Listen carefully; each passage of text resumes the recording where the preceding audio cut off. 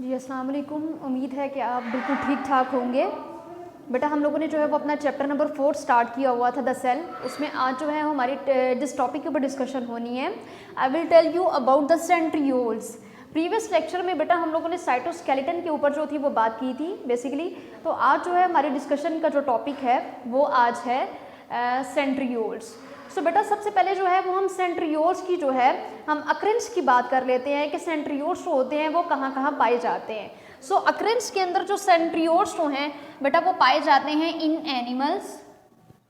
Animals के अंदर जो है वो सेंट्रियोल्स पाए जाते हैं, और एनिमल्स के साथ साथ बेटा जो है वो सेंट्रियोल्स लोअर प्लांट्स के अंदर पाए जाते हैं but absent in higher plants. So बेटा इसकी अक्रेंस के अंदर ये है कि ये एनिमल्स के अंदर पाए जाएंगे। देन उसके बाद अगर मैं बात करूं तो बेटा ये इन लोअर प्लांट्स जो होते हैं वो प्रेजेंट होते हैं इन लोअर प्लांट्स, बट बेटा ये हायर प्लांट्स के अंदर जो है वो एब्सेंट होते हैं। ठीक है, ये आपने पॉइंट याद रखना है कि एब्सेंट होंगे इन हायर प्लांट्स।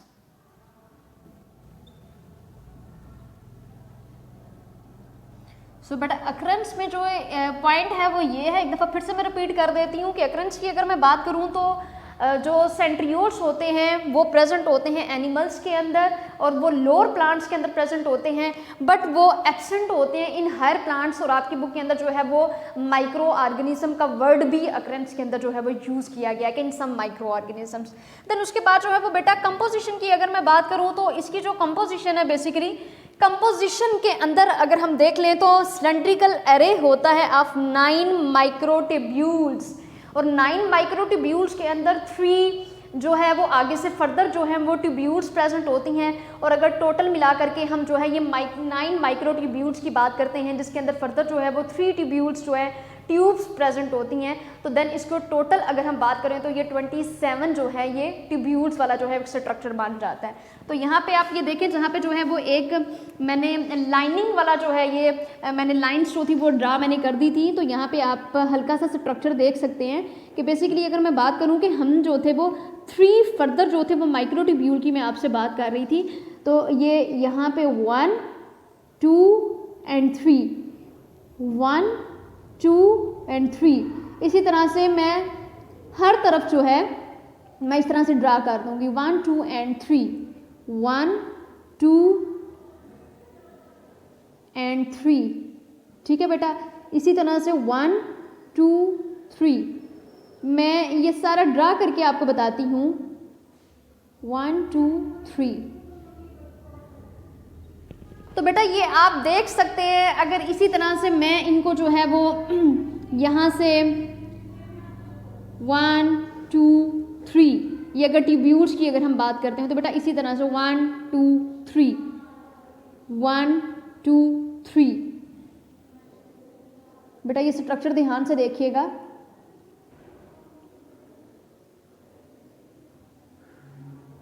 ये लाइन यहाँ पे आनी चाहिए थी। अच्छा जी, इसके बाद ये भी ऐसे ही। उसके बाद बेटा ये आप देख रहे हैं 1 2 3। ठीक है जी, उसके बाद बेटा इसी तरह से 1 2 3। बेटा ये स्ट्रक्चर एक आपको जो है वो आपके सामने नज़र आ रहा है। अब इनको जो है वो आपने कनेक्ट कर देना। ठीक है, यहाँ पे आपने कनेक्ट कर देना इनको आपस में। तो बेटा ये बेसिकली जो आपको एक स्ट्रक्चर नज़र आ रहा है ये, अब अगर मैं इसके ऊपर मज़ीद काम करूँ तो इसको हमने लंबा लंबा कर देना है। तो ये प्रॉपर जो है ये एक सिलेंड्रिकल शेप जो है ये अपनी बनाएगा। सो इसको अगर हम लंबा कर दें तो देन ये प्रॉपर जो है ये एक सेंट्रियोल्स वाली जो शेप है वो बन जाएगी। सो बेसिकली हम जिसको जो है वो सेंट्रियोल्स बोलते हैं। तो हम अपने पीछे जो था वो उस पॉइंट में ये डिस्कस कर रहे थे कि सिलेंड्रिकल एरे होता है, ये जो एक आपको सिलेंड्रिकल एरे आपको जो है ये एक नज़र आ रहा है बेटा। अब ये सिलेंड्रिकल जो एरे है इसके अंदर 9 जो है वो माइक्रोट्यूब्यूल्स प्रेजेंट है। देखें जी, अब गिनिएगा 1 ये वाली 1 2 3 4 5 6 7 8 एंड 9। ठीक है, हम बात कर रहे हैं 9 माइक्रोट्यूब्यूल्स की। ठीक है, तो ये जो 9 माइक्रोट्यूब्यूल्स हैं ये मैंने आपके सामने ड्रा करके आपको दिखा दी है कि ये 9 माइक्रोट्यूब्यूल्स है। अब मैंने साथ आपसे ये भी बात की कि 9 जो है वो माइक्रोट्यूब्यूल्स हैं, लेकिन फर्दर उसके अंदर जो है वो 3 जो है वो मज़ीद जो है वो माइक्रोट्यूब्यूल्स 3 जो ट्यूब्स हैं वो फर्दर प्रेजेंट हैं। तो यहाँ पे आप देख रहे हैं कि अगर मैं एक ही माइक्रोट्यूब्यूल की बात करती हूँ तो उसके अंदर भी 3 हैं, 1 2 3 1 2 3। यहाँ पे भी बेटा इसको देखें, अगर इस वाले पोर्शन को, अब इस वाले पोर्शन को अगर आप देख लेते हैं तो यहाँ पे भी जो है वो 3 प्रेजेंट है, 1 2 3। इस वाले पोर्शन में भी जो है वो 3 प्रेजेंट है, तो 1 2 3। इसी तरह से बेटा मैं यहाँ पे जो है वो ये लिख सकती हूँ कि further 3 tubules are present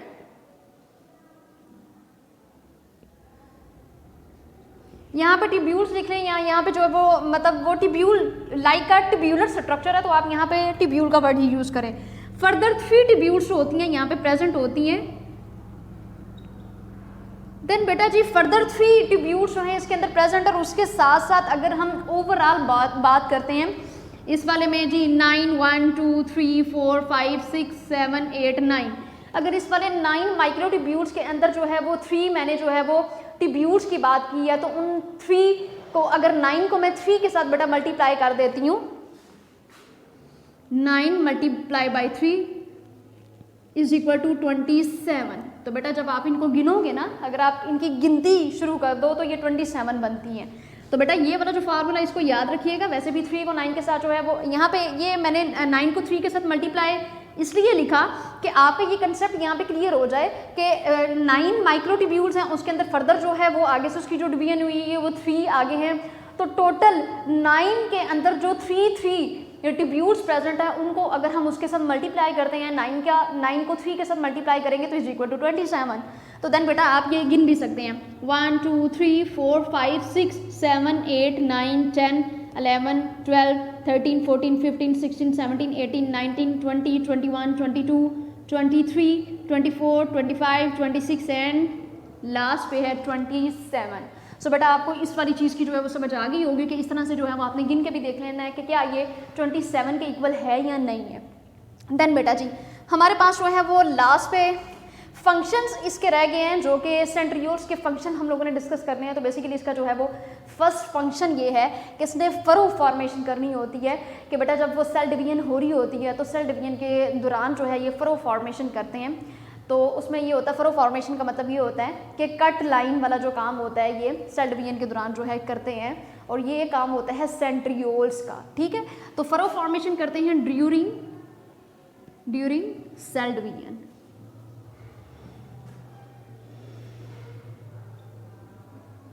then बेटा जी इसका एक और काम ये है कि ये फॉर्मेशन करते हैं सीलिया की। So they play an important role in the formation of सीलिया।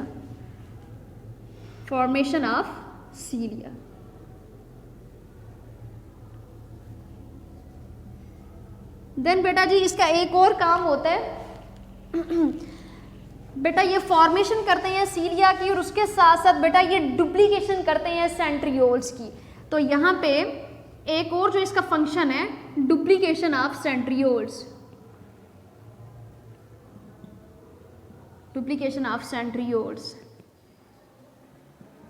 ये इसका काम है। ठीक है जी, फरो फॉर्मेशन करते हैं ड्यूरिंग सेल डिवीजन, फॉर्मेशन करते हैं सीलिया की, और डुप्लीकेशन बेटा ये करते हैं सेंट्रियोल्स की। देन उसके बाद जो है वो बेटा ये इंडिकेशन का काम करते हैं। जब अगर मैं बात करूँ तो माइग्रेशन, एक तो ये सेल डिवीजन की इंडिकेशन का काम करेंगे, दूसरा जो है बेटा ये माइग्रेट करते हैं, माइग्रेशन वाला प्रोसेस करते हैं one pair to another side. ठीक है, तो बेटा ये इंडिकेशन करते हैं, indication of cell division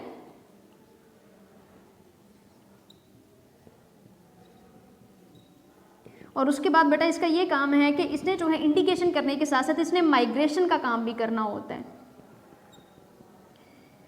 migration of one pair to another side.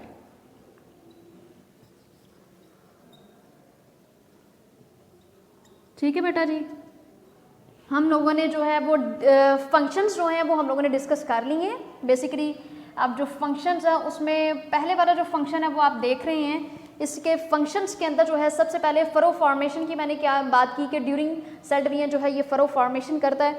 Then उसके बाद जो है वो फॉर्मेशन करते हैं सीलिया की, और उसके साथ साथ जो है वो डुप्लीकेशन करते हैं सेंट्रियोल्स की, और सीलिया की फॉर्मेशन करने के बाद बेटा जो है ये इंडिकेशन का काम करते हैं। सो ये इंडिकेशन करते हैं सेल डिवीजन की, मतलब अब जो है ये काम स्टार्ट हो गया कि सेल के अंदर जो है वो सेल डिवीजन मतलब सेल मैच्योर हो गया, तो इसके अंदर जो है वो सेल डिवीजन वाला जो है वो प्रोसेस स्टार्ट होना चाहिए। सो ये इंडिकेशन करते हैं। देन जो है ये माइग्रेशन वाला काम करते हैं। माइग्रेशन में जब से सेल डिवीजन की अगर हम बात करते हैं तो ये वन पेयर को जो है वो माइग्रेट करके सेकंड साइड के ऊपर जो है टू अनदर साइड जो है वो उसको वहाँ पे पहुँचा देते हैं। देन उसके बाद जो है वो बेटा मैं फिर से एक दफ़ा जो ओवरव्यू दे देती हूँ आपको इस टॉपिक का, ताकि जो पॉइंट आपका क्लियर नहीं हुआ एक दफ़ा फिर से हम उस ओवरव्यू के ऊपर बात कर लेते हैं। बेसिकली सेंट्रियोल्स जो थे उसकी मैंने आपसे बात की कि अकरेंस की अगर मैं बात करती हूँ तो अकरेंस में आपको नज़र आ रहा है कि जो सेंट्रियोल्स हैं वो एनिमल्स के अंदर प्रेजेंट होते हैं। इसी के साथ साथ जो है ये लोअर प्लांट्स के अंदर प्रेजेंट होते हैं, लेकिन ये एब्सेंट होते हैं हायर प्लांट्स के अंदर। और एक और चीज़ जो कि मैंने आपको बताया कि आपकी बुक के अंदर लिखी हुई है कि ये सम हाउ कुछ कंडीशंस ऐसी होती हैं कि कुछ माइक्रो ऑर्गेनिजम्स के अंदर भी प्रेजेंट होते हैं। देन उसके बाद कंपोजिशन की हम बात कर रहे थे कि सिलेंड्रिकल एरे ऑफ माइक्रोट्यूब्यूल्स है, ये एक पूरे का पूरा जो है आपको प्रोसेस नज़र आ रहा है। उसमें हमने बात की कि ये जो 9 माइक्रोट्यूब्यूल्स होती हैं उसके अंदर बेटा जी जो है वो फर्दर जो है उसकी डिवीजन हुई है, और उसकी जो डिवीजन हुई है वो 3 ट्यूब्यूल्स के अंदर मजीद हुई है, और जब हम इसको ओवरऑल कंक्लूड करते हैं तो देन वो 27 ट्यूब्यूल्स बनती हैं। होप सो आपको जो है वो लेक्चर समझ आ गया होगा। दुआओं में याद रखिएगा। इंशाल्लाह फिर मुलाकात होगी आपसे नेक्स्ट लेक्चर में। उतनी देर के लिए अल्लाह हाफिज़। ओके जी बेटा, फी ईमानिल्लाह। वीडियो पसंद आई तो लाइक करें, अपनी राय कमेंट करें। ऐसे ही मजीद वीडियोस के लिए हमारा चैनल सब्सक्राइब करें और बेल का आइकन दबाएं ताकि आपको हर वीडियो का नोटिफिकेशन मिलता रहे।